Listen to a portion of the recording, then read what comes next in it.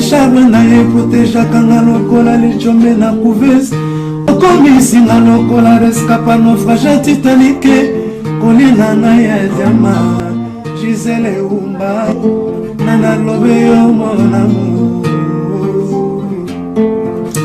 télé fortifiant de mon corps en cas de rechute alingaka na bondelaka elokola bebe ya emwa ekila monena pesaki ngangumi ya suwa ye te o paske nzoto na ye petepete lokola na malemba kolina na ya diama Gisèle Umba nana trouble yo mon amour. Merci Gisèle Umba diamant noir. Bonjour, bonsoir, ça dépend de Ernini Bota, la Diamant Noir TV. Na ba mama ya lamuka, ba mama ba lamuki. Ba lamuki pourquoi ba télémi maramba Congo démocratique. Les autres tinda ba mama ba téléma. Ba bandio kota makamba. Ya kuyalu. Fanda ota la émission ko bougete. Ba mango belelo to ba mama lamuka. Maman présidente à lamuka, maman vice-présidente, deuxième vice-présidente. Dieta Kabouya, oh, yekutu, to ebité. Maman Chantal. Mais bonjour maman présidente. Bonjour maman Gisèle. Oui, que tous les bandés qu'on a bisopé, il y a des Égyptiens, il y a Koti Makambango, il y a peuple congolais. Donc c'est un Congolais mais Égyptien congolais. Bonjour mon frère. Oui. Kabyle il les dégage. Parce que chez nous c'est pas bien. Obligé il dégage Kabyle. Obligé, obligatoire. Merci maman. Merci papa. Maman présidente Malobipana. Alors, bonjour maman Gisèle, bonjour peuple congolais, bonjour Mtozo Landanga et Sikozali, vraiment na pesi binonyo sombote. Na pesi merci na maman Dieta Kabouya, maman madame Fayouliste, ba maman nyoso bazali, maman Doudou, maman Tété, bisonyo vraiment, maman Chantal, na ba mobile baba kombo na bango mais yo na no pesa balandina yo balandina so ya Congo bazana monde entier ba Rolando partout balanda Diamant Noir tina ba Congo. OK. Donc bato ba Congo bazotalo pesa ba ngombo. D'accord, très bien en tout cas, partout bozali na ba Congo, partout na Kinshasa, na Congo Mobimba, dans le monde entier, vraiment je vous dis merci déjà de nous avoir reçus chez vous pour nous regarder et vraiment je vous embrasse au nom de notre Dieu tout-puissant qui nous garde toujours. Merci peuple congolais. Bonjour maman Chantal, ozana ni na lamuka batu balanda. Bonjour maman Umba Gisèle. Nazali mama Eside Lamuka. Oyo babengi mama Lamuka ya Fayouliste. Donc tozo kobele la pona mboka na biso. Tozo lela ya mingi. Tolingi mboka na biso kende liboso biso ba mama. Tokotike lolo ba mama Chantal. Toye côté maman vice-présidente. Bonjour maman. Bonjour maman Gisèle. Bonjour peuple congolais.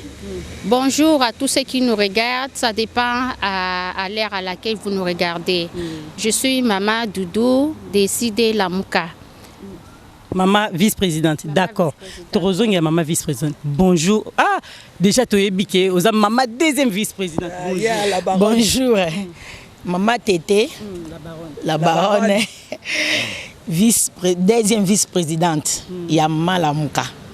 Nazape Naïside. Ok, merci. Merci beaucoup. Toké côté à Nasuka, kuna bino bomo na boye billet. Déjà non totunité déjà bandio sauté naé. Tout arrêt l'ambalati. Bima liboso. Munduki te. Tomoni. Munduki. Le président élu. Bonjour. Madidi. Bonjour Dieta Kabouya. Hey, oui, bikende na zo mono boye vraiment la journaliste.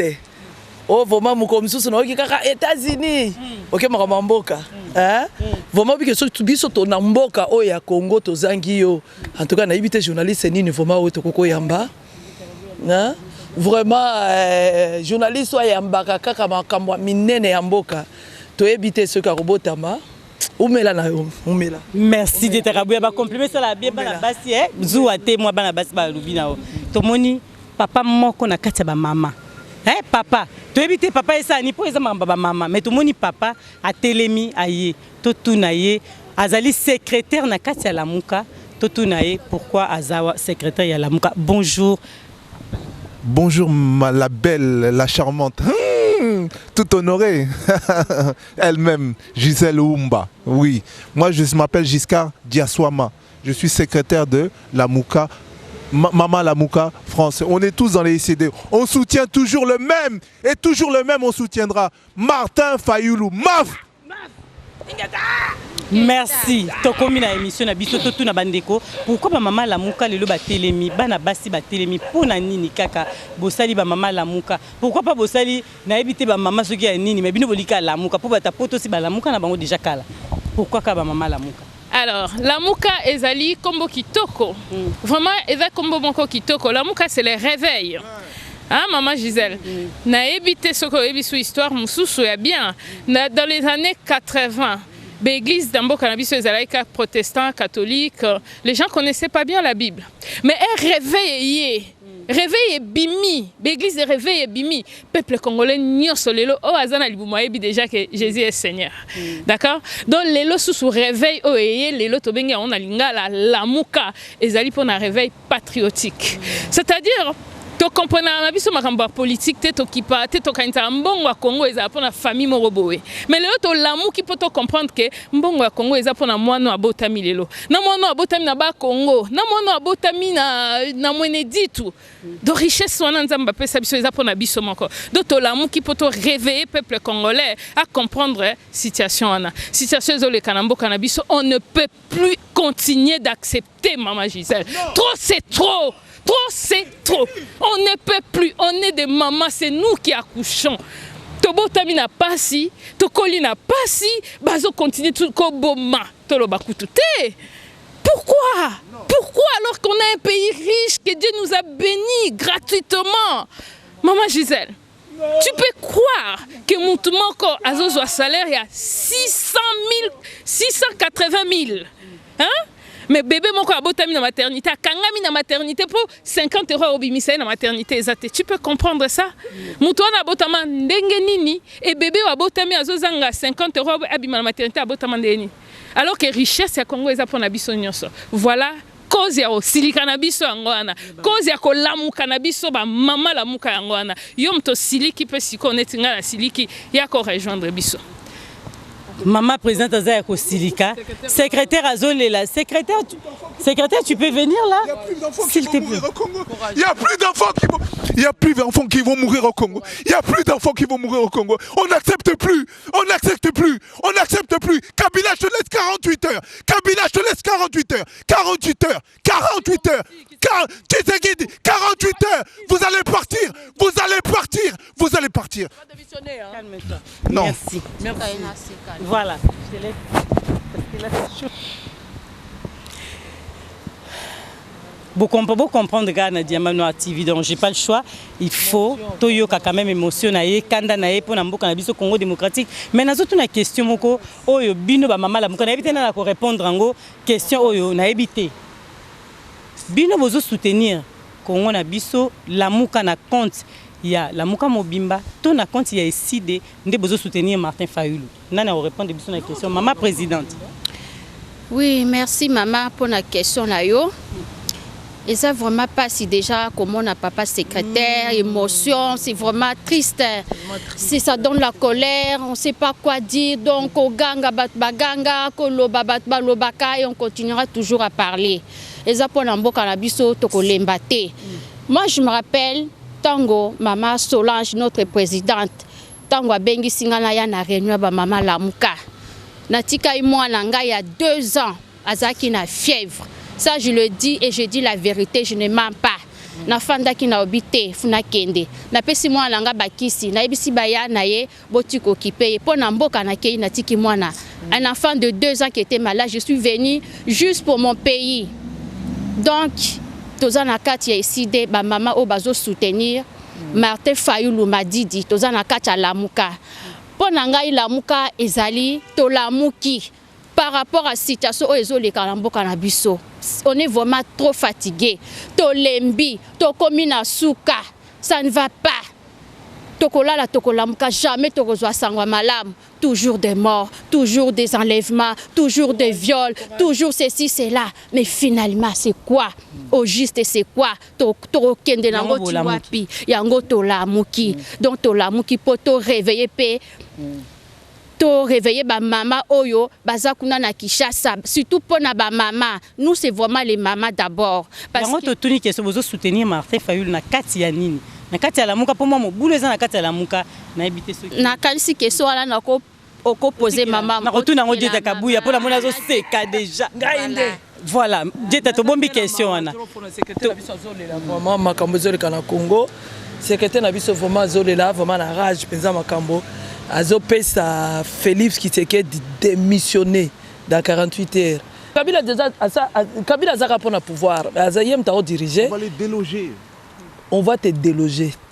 Donc il faut bima. Jusqu'à Kati, on va aller te chercher. Je t'assure qu'on va venir te chercher. Jusqu'à Kati, tu vas voir comment on va te faire. On va te violer comme tu fais. On va te faire du mal.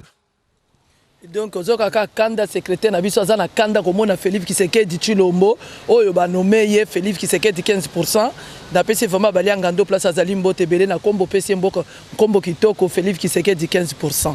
Bah il faut démissionner sans condition. Mais on répond des questions de Tuna Kiwanate, bozo soutenir mais président Martin Fayulu na kati ya lamuka to po batbayeba na kati ya eside. Non mais biso nyonso dozo mo ne peut pas maman ebele ba mususu baza base bakei ma misala toza vraiment ebele ba mususu ba s'excuser pona ba contre qui ba responsable ka ndeto ya ah nde vraiment ba maman ebele vraiment toza vraiment ebele ba mususu ba yete baza na kanda bana ba rage pona mboka mais bango tout baza ba membre ya SID bango nyonso mais toza na bango bazolanda place président na bango akei donc la muka ezali ni à Martin Fayulu, ni à Moïse Katumbi, ni à Bemba, ni à les premiers mesures on a passé mbote place à Zali, et ça y a tout peuple congolais, et la nation à peuple. Donc la Mouka ezali à peuple congolais. C'est pourquoi tango président la biso azana la Mouka, à le biso peut ozala la Mouka parce que ça y a peuple congolais, la Mouka eza peuple congolais, eza vraiment tout entière, il y a terre, il y a peuple congolais. Donc bita la Mouka oui. Oui, il y a vraiment toza na kati ya la muka za un problème tout va bien tant que tozo bon président na biso Martin Fayulu le président élu avec les 60 et quelques % azana la muka tout le monde est dans la muka ezali peuple congolais eza na kati ya la muka po ba la muki parce que liboso papa Tshisekedi alobaki ke non pongi ya ba bébé Madi Diaye le président bio naturel élu alobi la muka bala les sabino pongi te parce que pongi bazo bomba mboka ale bona muka ayeve mama la muka ba mama la muki mbala moko papa te batu balala ki trop ba pesa ki bango ba cacher ba pongi batu balala Fayulu tango ayeka ka boye tout le monde balamuki. C'est quoi question autotuna? Est-ce que maman la muka? Ezaka foza na kati ya esi de to na kati ya la muka po ya to maman so ya Congo akokyo ya maman la biso répondre na noté to tuni kaka to zo maman présidente. Mais to tuna la baronne kasi. Soka na sengi ba maman boya ebele pour te soutenir président na biso. Bible et biso femme sage bâtit sa maison. Maison ezali nini? Maison ezali nation na biso. Ezali mboka na biso. Mboka bakoko batikela biso. Donc tokoki kote ki sa mboka na biso te. Yango boya ebele to soutenir président na biso. O biso to ponaki ye wana azali mwana mawa uti na nzambe yango biso basi to ko soutenir ndenge Jésus na ministère na ye ba mama bazaki toujours pembeni na ye yango biso peto za toujours pembeni ya papa na biso ya président na biso Martin poto soutenir ye poto libérer mboka. Donc maman présidente bongi sana nous moi réponse wana lisusu malamu ndenge maman expliquer est-ce que ba maman nyoso ya mboka maman ki mo ba ya na bango to ba ya te kaka soko za mutu eside ndeko kikoya. Alors, maman Gisèle, maman la Mouka, c'est maman ya Congo. Maman ya Congo mobimba, oh Monique, la situation qui est au Congo, ça ne va pas. Il faut que ça change. Et ça a un problème avec le parti politique.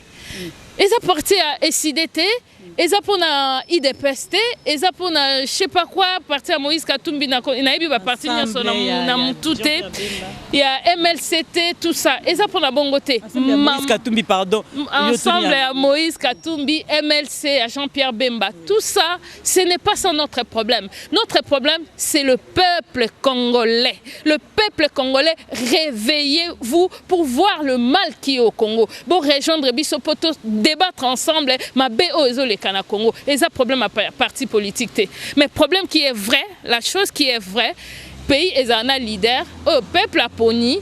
Le leader nabiso ezali Martin Fayulu Madidi azali papa o bisonyo soto vota ki bino mo bo vota ki biso kutuna poto to vota ki te meto linga ki to sepela ki na parce que peuple aloba qui va présenter biso candidat unique va présenter qui Martin Fayulu ce qui va présenter qui mutu musu to linga to linga peu pareil mais va présenter qui biso Martin Fayulu Madidi donc y on a peuple apona qui jusqu'à la preuve du contraire eza y on a ce qui to bundi ti to zongi na place na o ba yibi bon mon a changement ndenge okota na mboka parce que c'est le peuple qui vont décider bwana bo pesinga question to komaki on kuto ate mais to tuna question na maman Chantal na mona zo répondre moi mingité to tune motuna oyo biso to moni président Martin Fayulu azotambola mukimo mbalobi azosenga vérité des urnes mais na mboka na minisi oyo to moni ke na kati ya lamuka poto kotula ka ba question la muka poto bima libanda te na kati ya lamuka to moni lelo Moïse Katumbi akei na mboka mso aza na Lubumbashi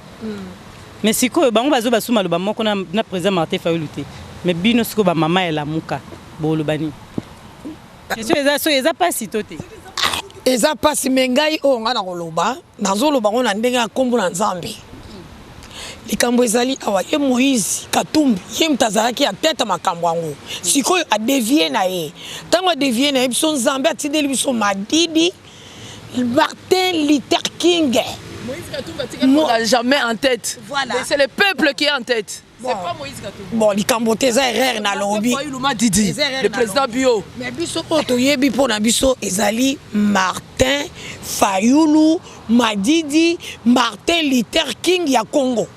Donc yende mututo kolanda. Ye pardon nani olobi. Mais président Katumbi mais ngai na yebite soki komuni zala Katumbi soki zala Soriano nga na yebite nazo comprendre te na yebika zala Soriano lokola zala Soriano est-ce que ça vrai congolais et là on a lingi na yeba ba question na ba répondre na émission est-ce que ça vrai congolais nga linga na yeba so ça vrai congolais likamote to ke na ye so ka za na vrai congolais te yena Nzambe na ye. OK, nani ako continuer na réponse yo maman présidente. Alors maman Gisèle Olobi Moïse Katumbi ezoye banate sur na Lubumbashi et Martin Fayulu aki Lubumbashi na nté azana Congo on to linga to yi. Na ko répondre question na peuple congolais boy. Peuple congolais. Bozali souverain. Boza plus fort. Voire même que Martin Fayulu. Et ça bino peuple congolais bat posali que Martin Fayulu a la place au Azali. Donc c'est à vous de décider pour Moïse Katumbi. Moïse Katumbi, c'est une personne comme vous, comme moi, comme tout le monde. S'il est avec nous, donc il doit parler la même chose, la vérité des urnes. C'est tout. Mais s'il ne parle pas la vérité des urnes, Botikaya Kinde, Bino Boza plus souverain peuple congolais. Peuple congolais, vous êtes souverain. Voilà. Les pouvoirs, c'est à vous. Ce n'est pas une personne, c'est à vous le peuple. Voilà. Il faut que ça soit simple. Il faut que ça soit simple. Pardon. Il faut que ça soit simple. C'est simple. Il y a un monsieur qui a gagné. Vous voulez pas lui donner le pouvoir? On va vous l'arracher, ça c'est sûr et certain. On va pas parler 40 ans. Je vous laisse 48 heures. Mais qu'est-ce que vous allez faire là? On va faire la guerre. Si c'est la guerre qu'ils veulent, on va la faire cette guerre. Pardon maman, s'il te plaît, laisse-moi le micro. S'il n'y a pas d'hommes qui sont sortis, moi je vous dis aux hommes là qui dorment chez eux là, qui demandent de l'argent partout. Hein? Réveillez-vous. Si vous ne vous réveillez pas, moi je vais vous réveiller. Et je vais vous réveiller de la manière la plus forte qu'elle soit. On ne peut pas accepter ce qui se passe au Congo. On ne peut pas accepter on n'accepte plus ce qui se passe. On ne veut plus voir des enfants mourir. On ne veut plus voir des gens qui nous volent. On ne veut plus rien. On n'accepte plus. Si vous n'êtes pas content, c'est la guerre de toute façon. Wow. Maman la muka. Et ça maman la demande aurait vu sous le banni pour kande l'équipe makazi. Dieta kabuya. Na ebike yo penda ya maki la poto mona bilamba opesi pe ba mama la muka musuba la tatenano poka yo moko la tiango mais sans totuna nanu mutuna oyo to pemisio totuna mama tozonga pa na yo totuna pona moni oza na moi oza mo occupé mama présidente toyoki ndenge mama vice-présidente tomoni nde mama présidente alobi pona likambo ya vérité des urnes o ezaki peuple congolais sazo lobela mais lelo balobi ke toleka liboso eza nango question mon simple liboso ezaki plateforme électorale lelo komi plateforme politique parce que bazasu na makambo et ba vérité des urnes était siko bazozela makambo ezoya mais bino boza toujours sima ya Martin Fayulu boza sima ya Martin Fayulu malobana bino ezani ni pone mama présidente alobi ke bo continuer toujours la vérité des urnes bon moi te que to kangami biso ba peuple congolais. OK, na répondre à la question au tuningai pona na vérité des urnes na kanisi vérité ata bobombi yango ata botiango na sa mai suka ebimaka. Papa Martin Fayulu, le président élu, a gagné qui na l'élection où le peuple non et vota qui est. Donc bango bazui vérité wana ba fini ango ba étouffer ango. Mais je sais que la parole de Dieu nous dit les ténèbres ne régneront pas toujours. Peu importe les temps, oyo bango bazo sala ba manigance, mais vérité ezaka vérité ekotika la ka vérité. Yango na osenga pona ba peuple congolais tout.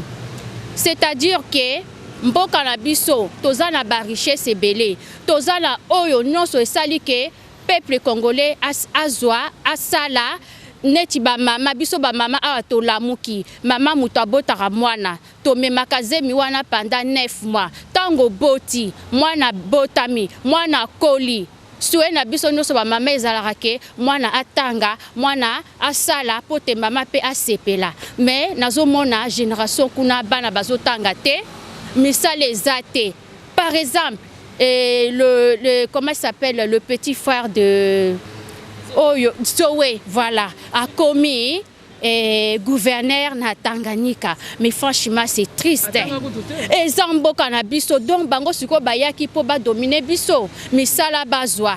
Nous sommes bazwa. Siko, nous les peuples congolais, oh, Bisombo Kanabiso et Pesamela Biso ba richesse, ma camion soit bien.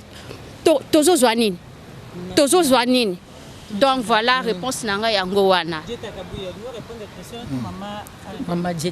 La question est de la kiwana to monique ezaki plateforme électorale siko ekomi politique mais bino toujours bato o baza sima eside bazo continuer la vérité des urnes kaka. Est-ce que bon mon attaque bozo compliqué peuple moi muké place.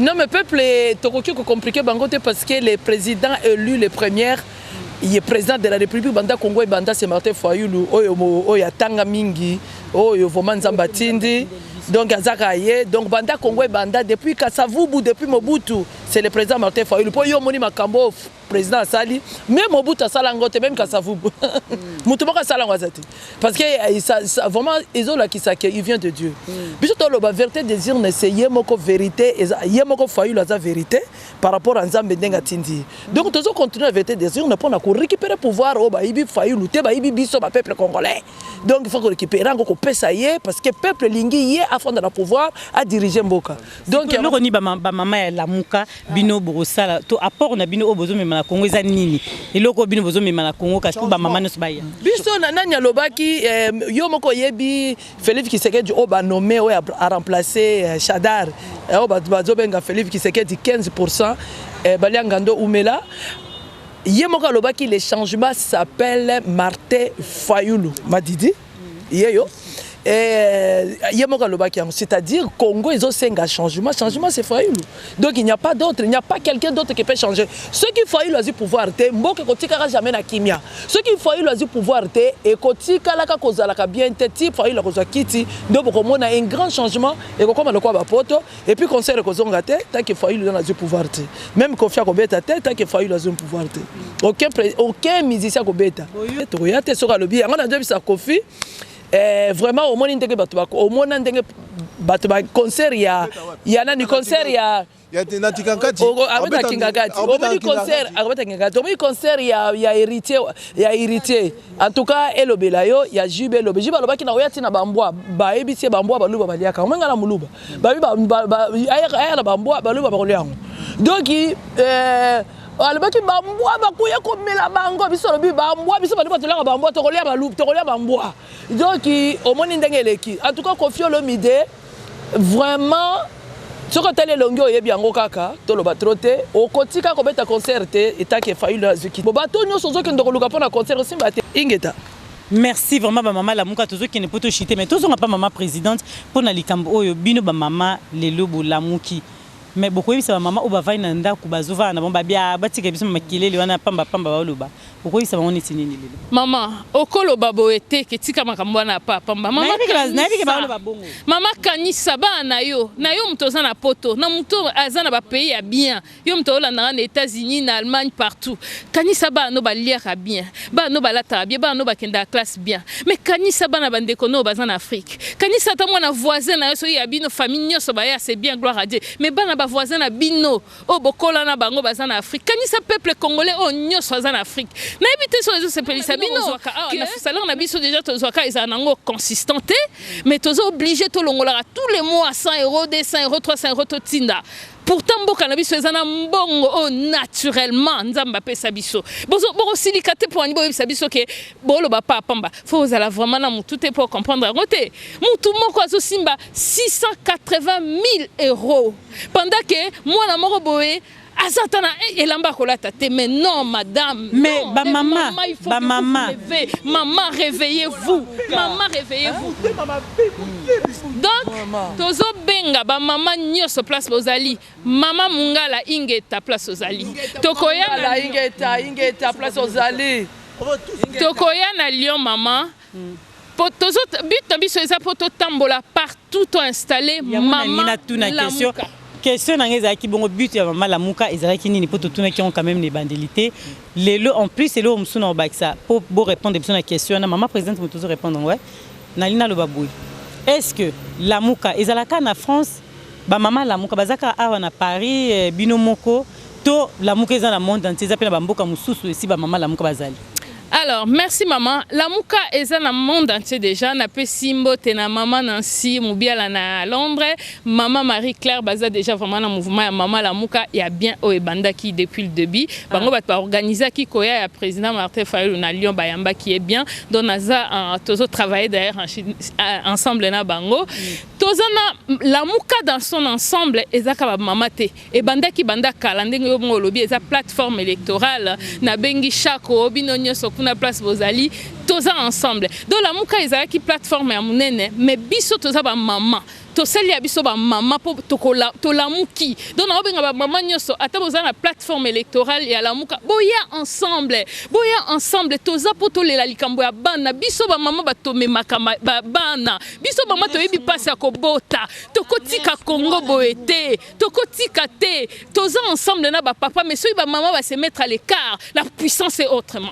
Et dis nos images pendant ça Congo si ma caméra to bibo poto qui n'aime surtout chiter peut-être comme la souka papi les carte limitée formule la souka est sponsor officiel à diamant noir ce diamant noir à kebo balobio a komi kolabo mais tozo tuna question Dieu takabuya lelo na retourna la baronne ndinga zana avant da kimia na otiki la bino micro moko moko le bana mwambangu moi 2 minutes pour to suki sa diamant noir obimatiki pour maman Lamuka basi ça malba mais to tuni likambo otolobi tomoni maman présidente à lobby mais bato basala ndenge nini yo posa trésorier ozo bomba mamba mbongo menga na yewana bato basala ndenge nini po baya ko adhérer na kati ya mouvement na bino so bato balingi ko ya kokota il faut basala ndenge nini jeta wana vraiment question wana ezali question ya maman otozo benga maman na bana la présidente la meilleure nommée par président Martin Fayulu m'a dit il y a muta ko expliquer le président bio naturel na hôtel nazoya bango mukolango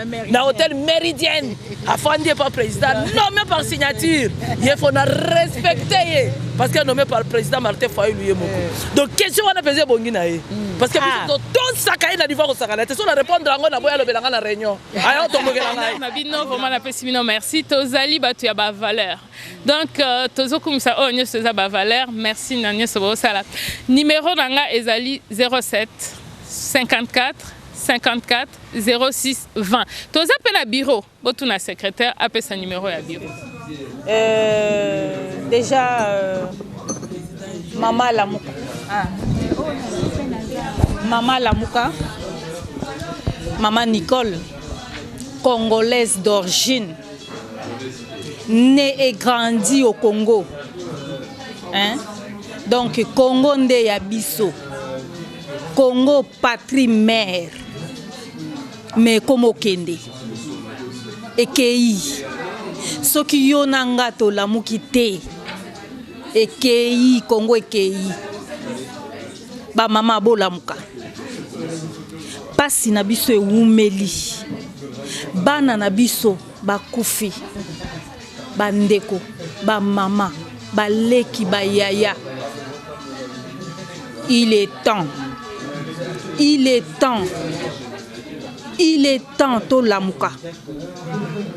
to lamuka pona ko soutenir oyo azali soldat du peuple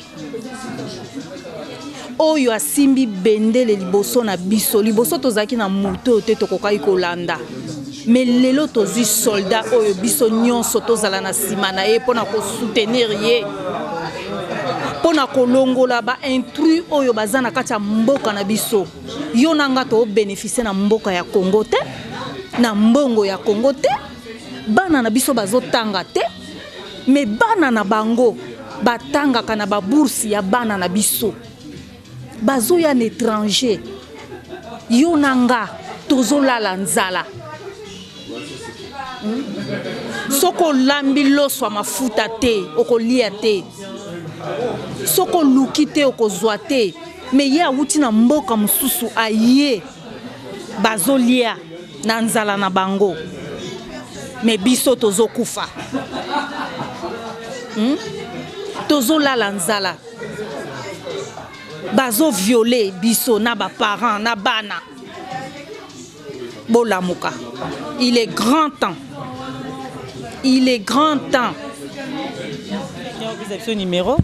numéro eza pona ba adhérer na mouvement basa ndenge nini na simbelio numéro na biso eza 09 53 57 32 25. C'est le numéro du bureau. À tout instant, on peut nous avoir pour les inscriptions pour la carte de membre, elle est à 10 €. La carte de membre, elle est à 10 €. Vous pouvez assez. Tout le monde est accepté. Les hommes, les femmes, les enfants, tout le monde est accepté. Ah, mais moins de 17 ans quand même. Non. Il n'y a pas de limite. Même les mineurs? Même les mineurs, tout le monde est accepté. Ok, merci. Tout le monde est accepté. Ok, maman présidente. Oui. Maloba pa na yo pona ko suki sa donc balobi bino soboya na kati ya ba mama lamuka ba papa ba kokipe ko ya na bango. Ba papa ba koya ndenge secrétaire alobi tout le monde est accepté, c'est-à-dire solution problème les kanamboka bana bat bazo kufat. Bon ndeni bana biso bazo mona bazo lelat. Do bakoya ba lobi o ba oloba ezap toujours utile hein. Ouais. Mais biso pe ba journaliste to comme la problème binodie takabuya toute une question pa na yo.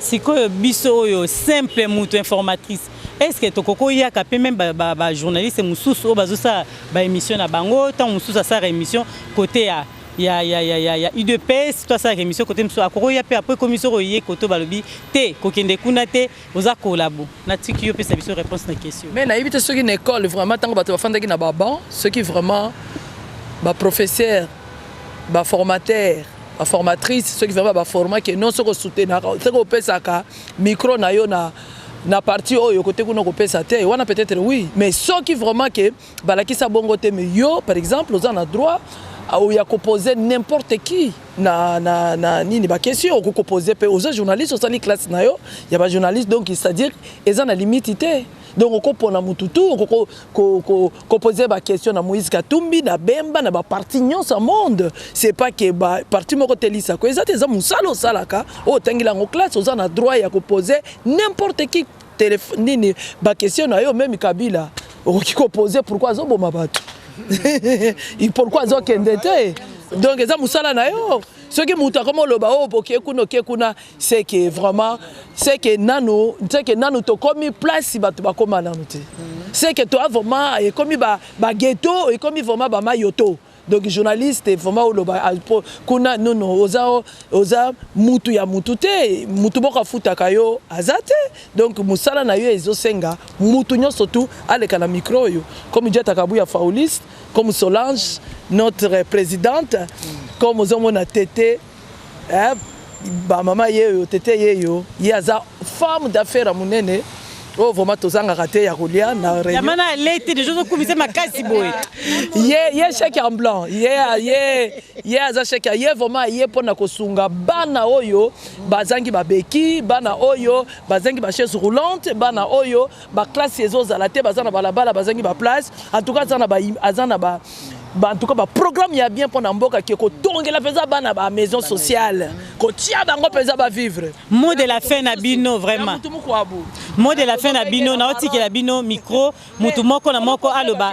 Nazo pesa ye na oti na mutu moko avant que ce tuni maman na biso question plutôt tiki boloba na 2 minutes malobano oyo zaki na ngo ya besoin peuple congolais yoka ya suka eloko apport na bino na ndeto baki na Congo na repesa bino nazo pesa bino nazo tiki bino micro après bino surtout mutu na mutu aloba to banda mama présidente yo loba mutasuka pour sukisa au clôturer émission avec ngai diamano na zonga pototika bino surtout boloba mama na biso yo zo soutenir bana donc osali fondation tozo kende ka ko bando benga bana mikozo kabula bambongo te na kati kaka ya ba mama la muka ngana mama social nazana pona ko aider bana oyo bazana ba problème ya scolaire bana oyo bazana ba problème ya maladie ya ba facture donc toza pe na projet ya kosala ba école kosala bango ba école kosala mo banda kwa kulala tokosomba bana handicapé tokosomba ba machine et donc ba programme ba projet toza nango yango wana donc comme ministre c'est pas juste il faut pas au pouvoir il y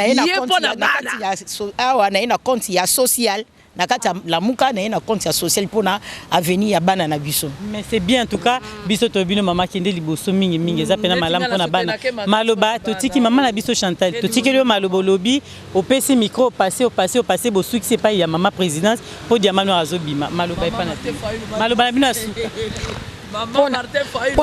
pona ngai vraiment souhait na nga na ligne éducation ya bana na mboka na biso ekende liboso surtout to soutenir pona éducation à bana na l'école pour moi nazo 6 à classe ayebi ko komate ayebi ko loba français bien te souci na makasi yango wana donc likamweza na nga wana na lingi mboka na biso yekende liboso éducation surtout et puis mboka pe ba professeur pas comme kofuta bango malamu pour à partir na bango nde ba kozwa courage ya ko éduquer bana na classe bien ba l'état fonctionnaire vraiment ba augmenter bango salaire ya moi kitoko pour pas ko vivre ba nourrir moi si bana na bango donc ga souci na penza yango donc na kati ya mama la muka toza pe na nini na kati wana donc ba maman de valeur femme de valeur donc c'est ça aussi pour moi je suis comme ça. Merci. OK. Bon, pour la lilobalanga asuka na kolobabo. Ngai mama vice-présidente pour la lilobalanga asuka na lobaboye pour na peuple congolais. Donc ba mama boya bo fandate bo lalate mama la muka iza pour na mutu nyonso.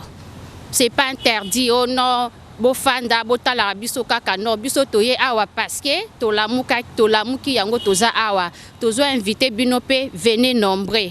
Venez soutenir notre président Fayulu Madidi. Toza boya bo revendiquer ba droit na bino, liberté na bino. Oh ba botola biso to récupérer yango. Pas seleki. Donc c'est pas la peine na banda ko nommer ba pasi ba viole ba nini. Oh bino nyos boyebi bo la muka ba mama boya ko rejoindre biso. Nous avons besoin de vous, venez nombreux. Merci. Nzamba pambola bino. Ba mama boya ebele mama joli bola na moni yo te yoko le budget yaka poto aider bana ba budget nyoso za kana wana bombaka yaka to aider bana petite sœur adolo na crée bo yete to moni beskiz na o pona yaka to zozela yo ba mame belé oyo bazali mana bolingo ba ya poto pesa bolingo na biso to ede bana oyo ba ujana bana na biso zali wana pona ko donner to za pona ko recevoir te mais to za pona ko donner poto za ba mama social oyo to ba mama o nzamba pesa biso bolingo yango bolingo wana to boyi to garder na biso moko to ngi to pesa ngo epai ya batu oyo bazana besoin nango boya ebele ba mama bo soutenir bana. Là, c'est la combattante Kabouya Dieta Fauliste. Balobi, grande fanatique à Martin Fayulu Madid. Balobi, songi pe. Olobi est commis. Nazaka pe songi. Tout n'a l'obaka pas Martin Fayulu. Parce qu'il faut ça n'a pas aner. Il faut ça l'appelle ba songi le roi la biso boy poto memaka. Ngaya to fingi, naza déjà la vaccination. Ya benjir. Wana ekota raté. Pour naza déjà vaccination.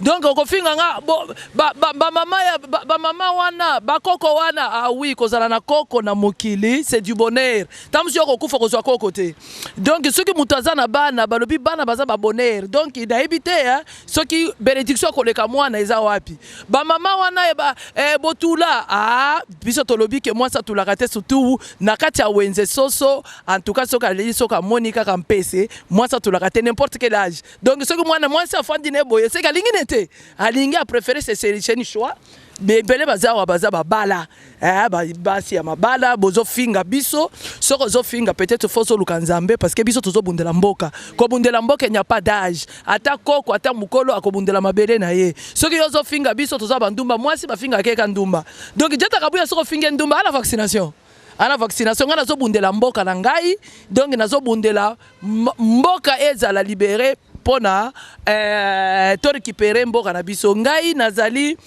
bolobi Dieta fanatique à Martin Fayulu ya grave ya grave ngai ko comme Martin Fayulu ko na melango donc wana ko to toucher Fayulu Madidi ezale to toucher tous les nations congolais ou toucher ba mama nyonso grand fanatique à Martin Fayulu balobi sangana de compte Martin Fayulu ngai yo balobi mutunyo donc ba comme tout bo pesi pour la te Fayulu en tout cas nga vona ndimia o Madidi grand fanatique à Martin Fayulu Madidi parce que soko comme pas la ngai o melisa yeso que l'autre pas Dieta au calé yango na ki fanatique oya ko to ko lukanga te grand fanatique ya grave na mi pesi Madidi l'homme azanga libumba lobi mukulu wa bankulu balobi le président de la République bio naturel balobi naturel balobi matière wana balobi première matière na Congo Martin Fayulu Madidi bazakarar babi makata mususu ngona ta mususu na siècle abimika moko yango nazo benga batu nyonso tout na peuple congolais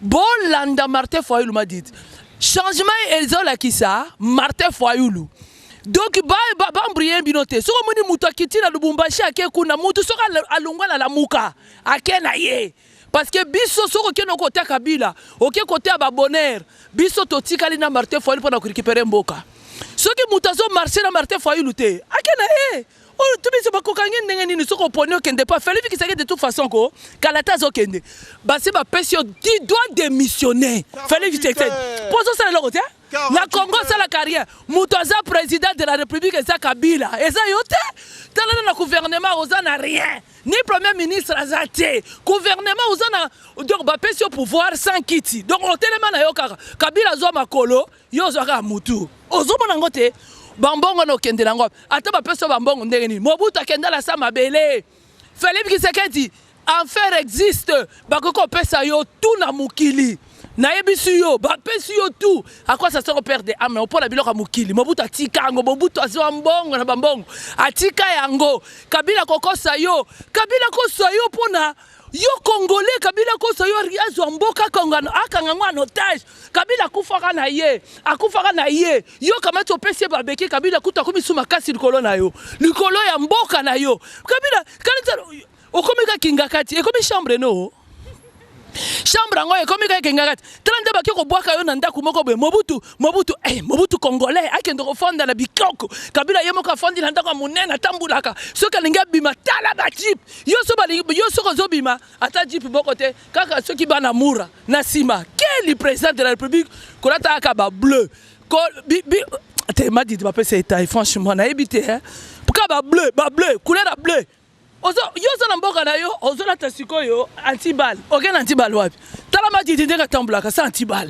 Madidi talana démarche angaye président boto ko wapi Nzambe pour kopesa président de la République biso tolobi botika kotungisa diamant noir akokozwa partout batu nyonso to a poser bango ba question botika kofinga mwana batu azosala musala ne pona mboka tokozwa journaliste aboye wapi oye tokozwa wapi tokozwa ye wapi mwana mukebo tokozwa wapi napesi Moïse napesi président Dorsi Mozito ingeta no président ozotambula na Martin Fayulu partout les présidents élis mama Bazaïba napesi mbote mais nayebite napesi kambote donc nayebite babi saki bungi saki wana est-ce que nayebite ceux qui saki bungi mais ceux qui ba congolais de bazui saki na yo soit ils saki na mboka premier ça parce que ceux qui ont faute na yo tes faute à Kabila et ça faute à po Kabila ndem ta président de la République faute na yo parce que alingi mboka bato bazala miyibi yango kana pesi mbote mais na pesi kaka Mozito le premier ingeta na pesi susu nani Jean-Pierre Bemba ingeta papa Ngwanda umela papa umela ba mama ya mai ba mama sa mai bino bokendo kozwa mai manasa mai bino bato babisa biso makambo ebele mais bofondi na mandako pourquoi tozana ba réunion pour contacter président na biso ya solo le président naturel bio nommé par Martin Fayulu Madidi maman Antoinette namona kio na émission ya petite sœur na biso journaliste ya solo ya propre ya classe oh écoute yazwaka ba président yozomona Fayulu kutu soko yeso kindenge nitala nana nakatika nazali kopesa félicitations na journaliste Trésor King na Dosta vraiment pour continuer ingeta zabazali Trésor King tozo soutenir yo yango na lobby mama mais namona que une émission ya petite sœur mais tozo zela yo bolobi ke to sangani mais tozo zela bino boya to sangana ngo mais tozo mona bino te toza kala mingi te na sitting ko za na Château Rouge yo président na biso organiser pour na kola musaba mama toko sitting wana ko za sitting ya munene pour na kola musaba mama ba soutenir Martin Fayulu mutu musu so zate comme président de la République il y a que Martin Fayulu Madidi Kabuya Jeta Fayulu yo na sima le président est Limukulu wa bankulu mukishi wa bankishi les défenseurs de la vérité. Rebonjour, rebonjour. Moi j'appelle vraiment, nous on vient pour l'innovation, on vient pour l'éducation, on vient pour le droit, on vient pour le bien-être de tous les Congolais partout où ils soient. Aucun Congolais aujourd'hui doit verser encore son sang. Alors moi je dis aux hommes congolais qui dorment chez eux là, réveillez-vous, l'heure est grave. Il y a des enfants qui se font tuer, il y a des mamans qui se font violer, il y a tout ce qui se passe au Congo et vous acceptez ça. Non, on dit non. Kabila, on te laisse 48 heures, pas plus. 48 heures avec ton acolyte Félix Tshisekedi. 48 heures. Après 48 heures, on va agir. Maman présidente, tu micro, présidente Nabiso. Merci maman Gisèle, merci maman Gisèle. Au Colim Bissara, on a peut-être un peu plus les temps. Alors, na lobby boy. Biso ba maman la muka to la muki pambate to la muki parce que to réclamer ba droit na biso. Na lobi en mingi vraiment à comprendre te ngina sala sous moi récapitulatif muke. To la muki pona ko réclamer ba droit na biso. To botamaka nzamba pesa biso déjà bo mengo poto vivre correctement. Mais peuple congolais a vivant na bo mengo na yo na te si ce n'est que la famille de. Mais tous les restes non. Ba to vivre te, ba to zo vivre na mendicité forcée, mais non. To la muki siko poto ba non na situation ana. Voilà, c'est ça les droits qu'on réclame. Alors pour arriver à là, mes peuples congolais, mes frères et sœurs, il faut commencer par une vraie démocratie. Vraie démocratie, c'est commencer par choisir son président de la République. Tant qu'on n'a pas choisi notre président de la République nous-mêmes, nous serons toujours dans la même situation. Donc la personne qui va nommer le président, c'est lui qui aura plus l'autorité que nous les peuples, alors que les peuples est souverain. Donc la souveraineté des peuples, nous en aurons pas tant que le président est nommé. Voilà, c'est par là qu'on va commencer notre combat. Qu'on a déjà commencé. Notre combat commence par là. Il faut qu'on réclame notre vérité, la vérité des urnes jusqu'à la fin. Cette fois-ci, on ne va pas attendre 2013, 2023. Si on attend, ça va rester encore pareil comme il était en 2006, 2011. ici encore pareil. Mais là, on a la chance de trouver Papa Martin qui a accepté de porter la croix du peuple congolais qui était des orphelins. Donc, tu as soutenir soutenir Bisso jusqu'à ce que tu aies retrouvé vérité des urnes. Et alors, c'est là la vraie démocratie va commencer. C'est là le peuple congolais va commencer à retrouver leurs droits. Donc, ils vont comprendre la même chose que Bisso Yaka. Et ça, pour un parti politique, mon côté, quel que soit ton parti politique, tu es déjà congolais. Donc, Yaka, tu dois défendre le mouvement. Basi Batwa Salaka. François, c'est Jeanne d'Arc, Moutaïda, qui peut être ça là. Qui Pavita, c'est une femme. Donc moi, aujourd'hui, Solange, je me suis levée pour mon pays. Je me suis levée pour mon pays. Et toi, ma femme, tu es où? Tu es où? Lève-toi pour ton pays. Lève-toi pour les gens qui meurent. Lève-toi pour les femmes qui meurent. Lève-toi pour les femmes qui se font violer. Lève-toi, lève-toi, lève-toi. On a assez prié dans les églises, c'est pas mal. Mais maintenant, les changements, c'est les femmes qui vont le faire. Bah oh nyoso. Donc maman Gisèle, bit na biso ezali kokende partout na France ko installé Maman la Mouka France. Voilà, c'est ça. Merci na balandinyo so bolanda ki biso en tout cas to te pose to continuer na bango pour na lelo basuka wana boyebi ke miso so eleki mulai bat balemba rotala donc faut batala wana o eleki bozela muke maman en tout cas bande konyo surtout o boliko adhérer nde tolobi na bino Maman la Mouka oti ebisa bino maman présidente ya bino ndeni bo sala po bokota bo benga ba numéro oyo eza affiché na se wana to rotsa ba numéro po batu bazwa moya kokuta na bino. En tout cas merci na bino balanda demano ngolo bani maman. Nous invitons toutes les mamans de venir nous rejoindre à Maman Essidé de Paris. Maman la Mouka, par le nom de Jésus-Christ de Nazareth. Okay. Parce que Papa Fayou Lazam, moi na onzamba bengi na mokili ya Congo. Martin Luther King ya Congo. Merci beaucoup et restez branchés sur Diamant TV. Vous voulez ça mutombo te toté. Ba maman oh bazuta nkoya lelote Maman Rose. Na pession beauté, na kanisi place au Kenda qui pour na baptême aux 8 ans. Maman aimé au azana musala, ba maman ebele vraiment nzambaza nabino, bon continuer musala bozo ça. À très bientôt, restez branchés sur Diamant TV et bye. Gisèle Oumba, nakone na ya Diamant. Gisèle Oumba, nana troublé au mon amour. Merci. Gisèle Oumba, Diamant.